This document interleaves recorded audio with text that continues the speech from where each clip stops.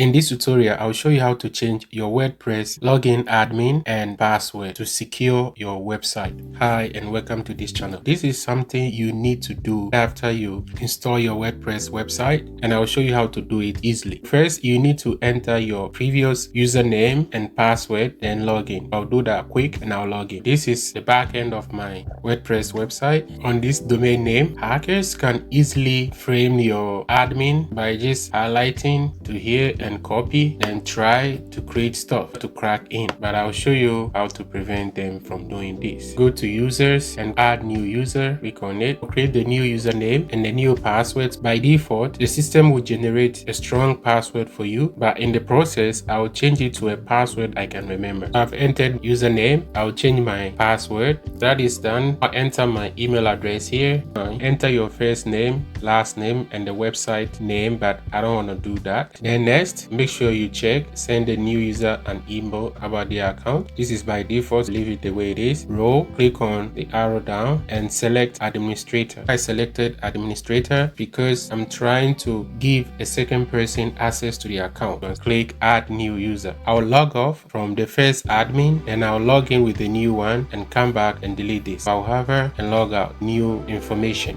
I'll log in. I'm in. The admin name up here has changed, but I will blur it because I don't want the public to see it. To delete the old one, hover on the old username, then click delete. You have specified this user for deletion. This is the ID. What should be done with content owned by this user? That means whatever you're about to delete, if it was created by the first administrator, everything will be deleted. That's why it's always good to do this before even you create content. But there is another way. Select attribute or content to the new administrator. I'll select this. Confirm deletion. This deletion will be the first username, and all the contents associated to the first administrator or the first username will remain on this website. I'll click confirm. I have changed my admin/username successfully, including the password. This is how you do it. Moving forward, the old one is gone. I'll be using this one to log in. Do this before you start anything. This is the end of the tutorial. Please don't forget to like, comment, and subscribe to this channel.